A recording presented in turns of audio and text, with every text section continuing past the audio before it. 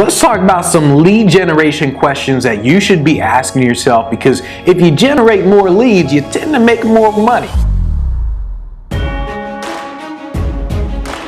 How'd you do that? I see that success is not something you pursue, it is something you are.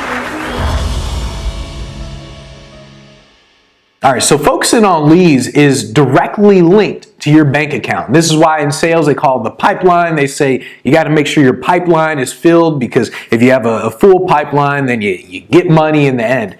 And so these are questions that I'm going to ask you. You probably want to write these down because it's quite a few, but these are questions that you want to make sure that you have answers to, because if you do, then you're going to essentially make more money, build a bigger business. So let's actually get into this. And actually, one thing that you really need to just master in general is just generating leads. I mean, everyone has a problem with lead generation until you master your system. If you don't have a system for generating leads, you don't have a business. So I want you to just ask yourself these questions. So question number one is, what are your top lead sources? So where are your leads coming from? And when prospecting, I essentially fill out a certain, there's a section in my CRM where I know where these leads come from, because every time I do a search for a lead somewhere, I include that in the CRM. So I know where my leads are coming from. So you got to ask, what are your top lead sources? So that's number one. The next one is, how many leads do you generate per month? So do you generate 500, 1,000, a million? How many leads do you generate per month? And the reason you want to know this is because you need to know if you're slacking off or not. I can't tell you how many people come up to me and say, hey, I wonder why am I not getting gigs? Why am I not getting business? And I say, well, how many people did you contact? They're like, well, I haven't contacted any. I mean, I'm just working on my website, I'm working on my logo, working on my business card, doing my promo packet, doing my one sheet. I'm like, well, why do you expect to make money if you're not contacting people, if you're not generating leads? So you got to ask yourself, how many leads are you generating per month, per week, per day? This is going to give you it's going to give you a reality check, because when you know, hey, I didn't contact anybody today. Hey, I only contacted one person this week. Oh, I only contacted 3 people this entire month. That's going to give you a reality check. That's why you are where you are. So you need to know, how many leads did you generate today, this week, this month.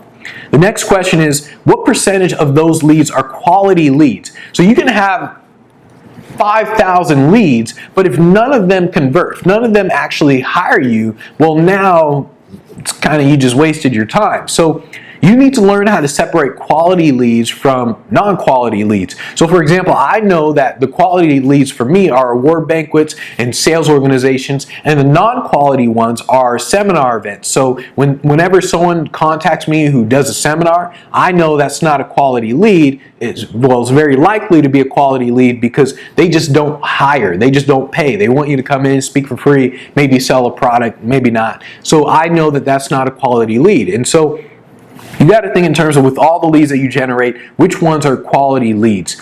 Now you got to think, another question you want to ask is, how do you rank and prioritize your leads? So by ranking and prioritizing, it lets you know what leads you should be focusing on. So when someone responds, so I send out a few emails. This is what I talk about in the Event Finder program, where I send out a few emails, and when they respond to email number 2 with interest, I know that this is now a quality lead. I know that I will prioritize them over other people. And so I will focus on them more than everyone else. So how do you prioritize your leads? Another question is, how do you track the progress throughout the entire funnel?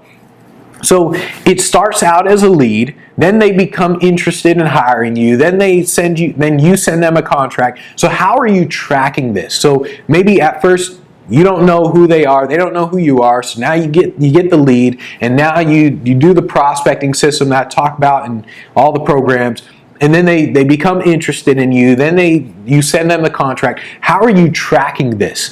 In most CRMs, it tracks it for you, as long as you use the CRM the right way. So it tracks it for you. You can just click a button, it shows you the report. And so you got to make sure that you're tracking from beginning to end. Another question you want to ask is, how do you get information on your leads? So you know, okay, I'm going to contact this person, and you can't just send a regular email to this person. You got to get some information when you're contacting them. So how are you going to get information on them? What are you going to do? Are you going to use Google? Are you going to use social media? What are you going to do to get some more information? You just can't treat every lead as the same. So how are you going to get information on the leads? Then what are you going to do to nurture those leads? So this is essentially your follow-up system. How are you going to follow up? You contact them, but what are you going to do to follow up? How are you going to get them to essentially stay in contact with you and then say, yeah, let's bring this person in? What are you going to do?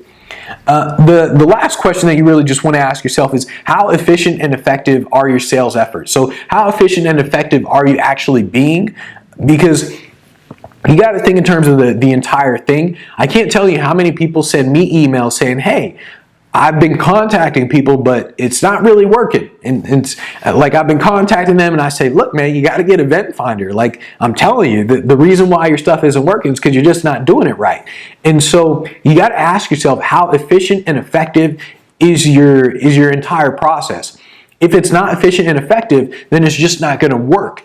And so you got to think, if what you're doing isn't working, you got to change something. And if you're not getting gigs, something's got to change. So how efficient and effective is it? And then you got to think in terms of, how can you shorten the process? So maybe it takes you, let's say it takes 6 months for you to go from lead to the gig booked. It takes 6 months normally.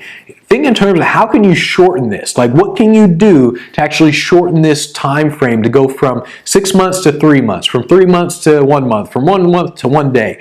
If you can figure out how to do it in a day, then please contact me. I will pay you $1 million to learn that from you. But you got to think in terms of how efficient and effective is what you're doing.